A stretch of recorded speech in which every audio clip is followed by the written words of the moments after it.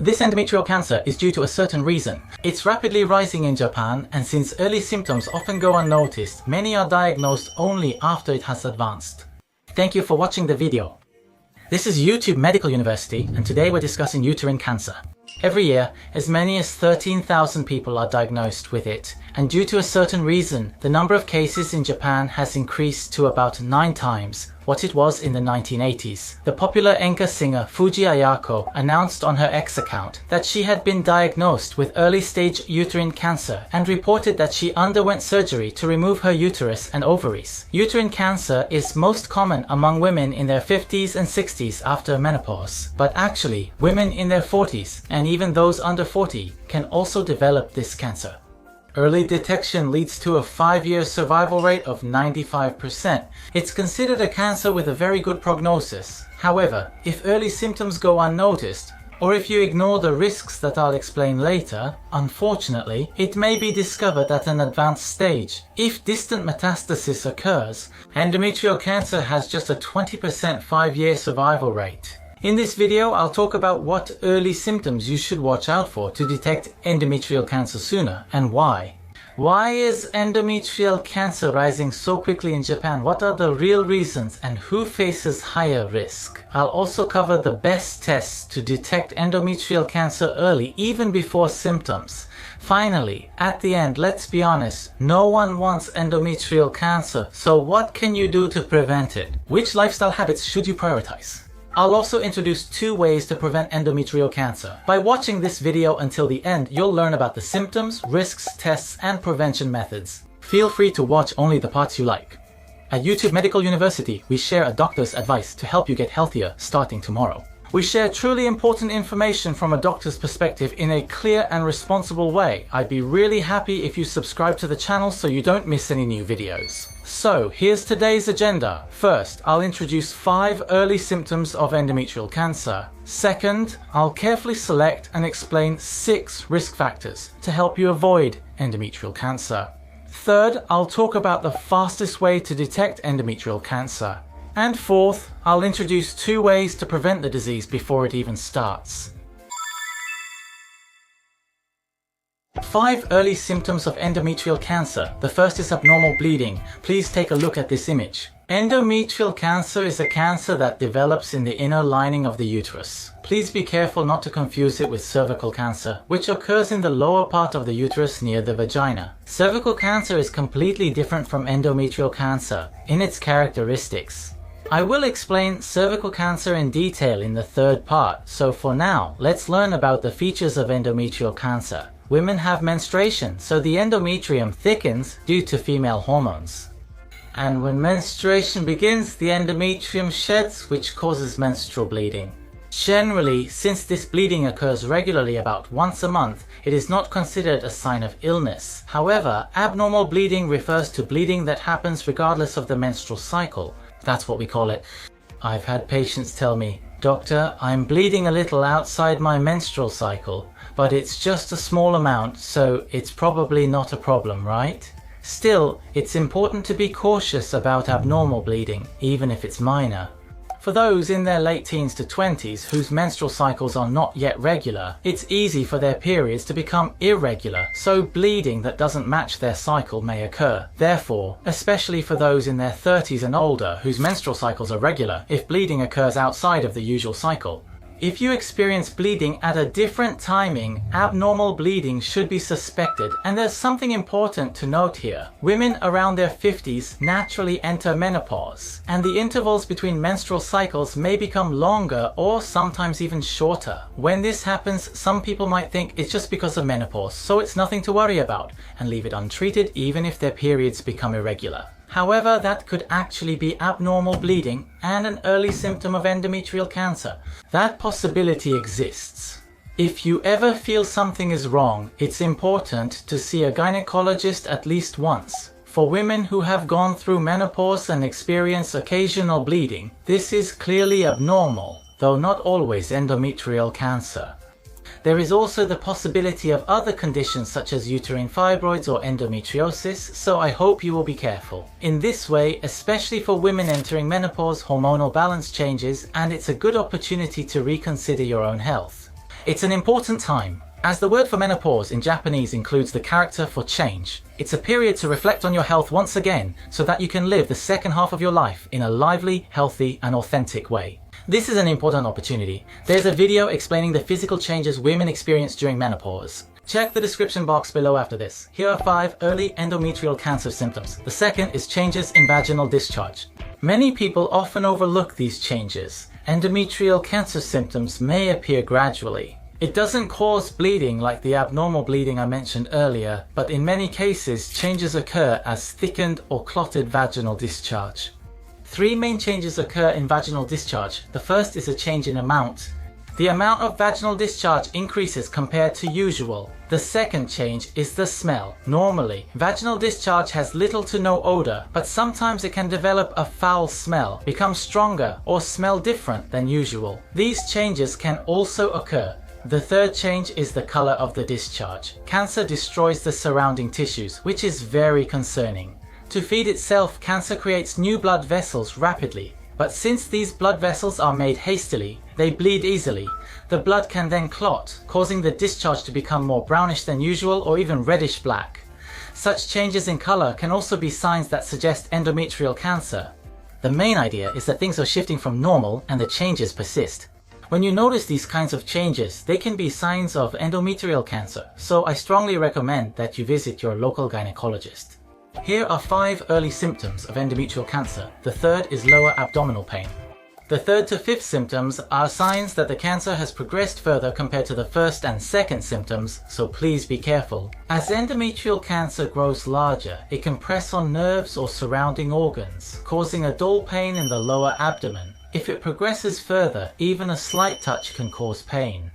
That can happen too. As endometrial cancer progresses, the pain spreads beyond the lower abdomen and feels different. Some people also complain of pain around their bones. There are even people who say they went to an orthopedic clinic because their bones hurt. If you have unexplained pain in your lower abdomen or around your bones, please don't forget to consider the possibility of endometrial cancer. Here are 5 early symptoms of endometrial cancer. The 4th one is symptoms related to urination. Actually, the uterus and the bladder are organs that are right next to each other. So when cancer in the uterus grows to a certain size, it can press against the bladder, irritating it and causing frequent urination. On the other hand, if the area around the urethra is compressed, some people may have difficulty urinating, which is called urinary retention. And actually, right behind the bladder is the rectum, which is the passage for stool. So if the uterus grows large and pushes out, it can slow down bowel movements. Because the passage of stool is obstructed, constipation can also occur. It's surprising to think that the cause of constipation or frequent urination could be uterine cancer. It's quite unexpected. I think most people wouldn't notice unless they're medical professionals or regularly studying these things. Even with various measures, it's still difficult. When the cause can't be identified, you really need to consider uterine cancer as a possibility. Early symptoms of uterine cancer. Top 5. The 5th one is pain after intercourse. I think this is something many people can easily imagine. This happens when the cancer presses on the uterus, changing its position or touching nerves. If you usually don't feel pain during intercourse but suddenly start experiencing pain, or if the pain gradually gets worse, there is a possibility of uterine cancer. Of course, if you always feel pain and it hasn't gotten any worse, that's a different story. But you should be more suspicious if the pain has gotten stronger or if it suddenly appeared. Let's review the first lesson. The top 5 early uterine cancer symptoms are: 1. Irregular bleeding. 2. Changes in vaginal discharge. 3rd, lower abdominal pain or pelvic pain. 4th, symptoms related to urination or bowel movements. 5th, pain after intercourse. Now, in the second lesson, let's talk about what kind of people are more likely to develop uterine cancer in the first place. Why is it rising so quickly in Japan?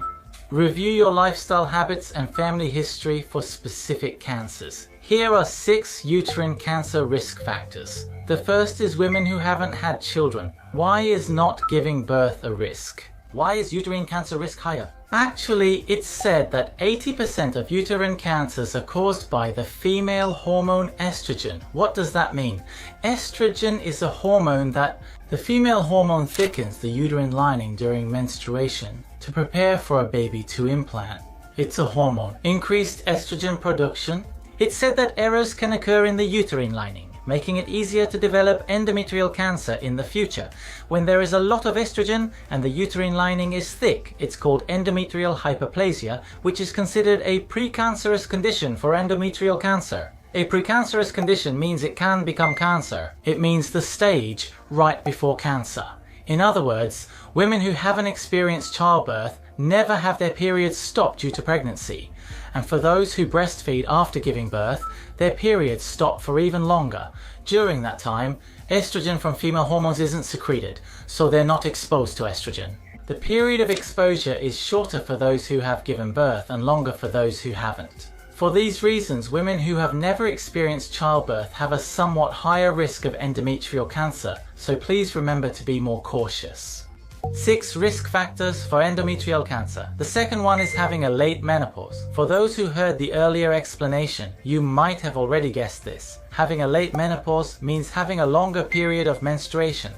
Having a longer period of menstruation means that you are exposed to estrogen, a female hormone, for a longer time, which increases the risk of endometrial cancer. That's the risk of endometrial cancer. 6 risk factors. The third is obesity, which may surprise some.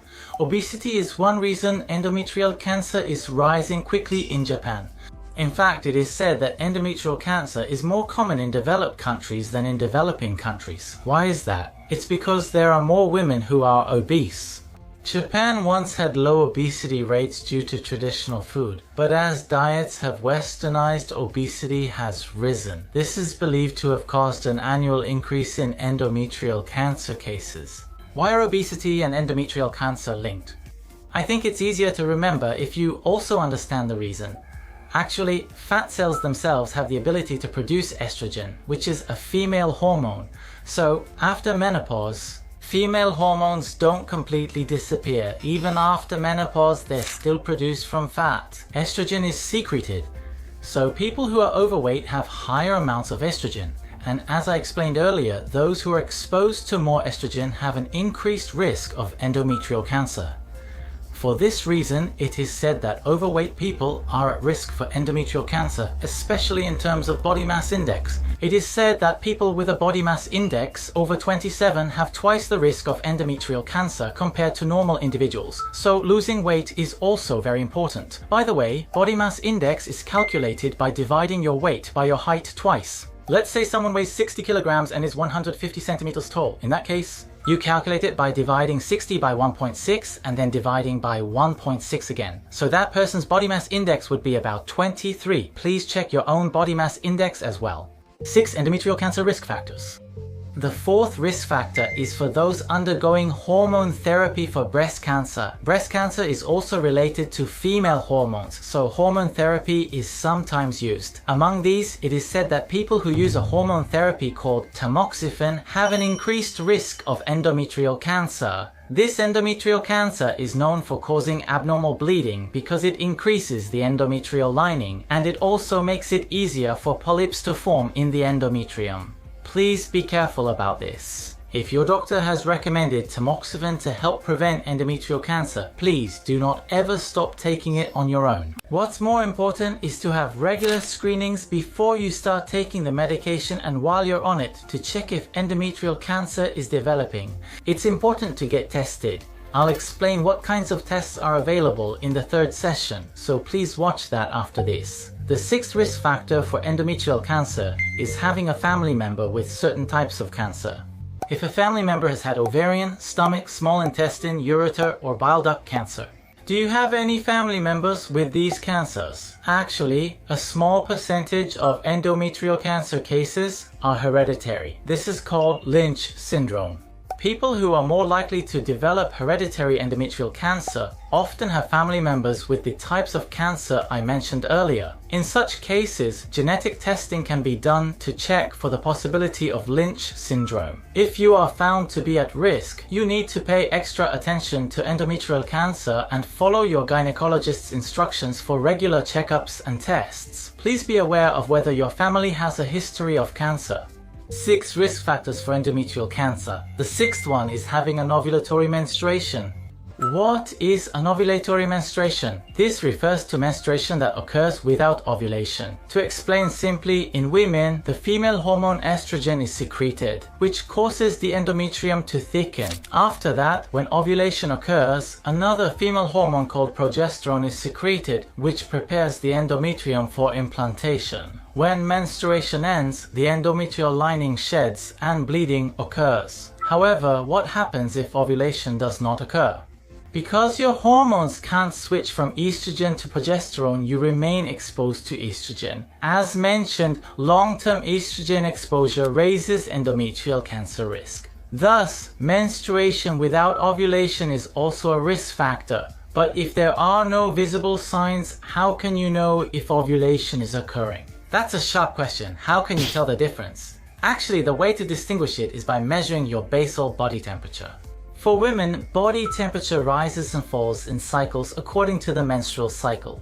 However, it is said that for those with an ovulatory menstruation, their body temperature remains consistently low. If you're concerned about this, please consider it. Measure your basal body temperature to check if ovulation is happening. Please try to check it. Now, let's review the second period. Here are 6 risk factors for endometrial cancer. First, those who have not experienced childbirth. Second, those with late menopause. Third, those who are obese. Fourth, those who are undergoing hormone therapy for breast cancer. Fifth, those with a family history. And sixth, those with an ovulatory menstruation. The keyword here is estrogen. If you remember the reasons, it's because you haven't had childbirth experience. People who have a late menopause or are overweight, and so on. All of these. I think you now see that estrogen exposure lasts longer. At YouTube Medical University, we share clear, enjoyable information and explain the reasons behind it. In today's world full of information, we focus on accuracy so you won't be misinformed. Please subscribe to our channel to catch all new videos. It would really encourage us if you could do that. Now in the third period, I'll explain how we can detect endometrial cancer as early as possible and whether there's a way to find it even before symptoms appear. To give you the conclusion first, the quickest way to detect endometrial cancer is to undergo an ultrasound examination or an endometrial cytology test. That's it. An ultrasound examination involves either placing the device on your abdomen or performing a transvaginal ultrasound, where the device is inserted through the vagina and uses sound waves.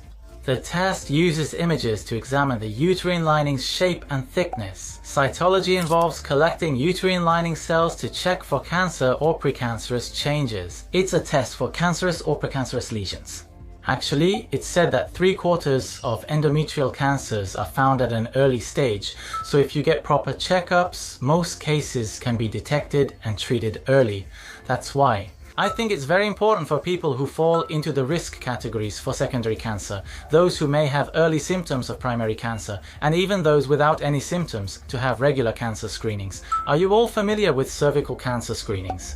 Cervical cancer screenings are officially recommended by municipalities. It's a cancer screening whose effectiveness has been proven. Population-based cancer screening includes only 5 types: lung, stomach, colorectal, cervical, and breast cancer. Other cancer types? Those screenings are just extra options or part of a full checkup, and being detected doesn't always mean they're cost effective. Whether they can be treated or not, there is still a lot of debate about cancer screenings, but the 5 types of cancer I just mentioned. These screenings are very effective, so local governments also provide financial support for cancer screenings. When we talk about cervical cancer screenings, it generally refers to screenings for cervical cancer. However, depending on the hospital or municipality, if you give your consent, they may also conduct screenings for endometrial cancer. Many hospitals offer this. Besides checking for cervical cancer, they can collect endometrial cells to test for endometrial or uterine cancer.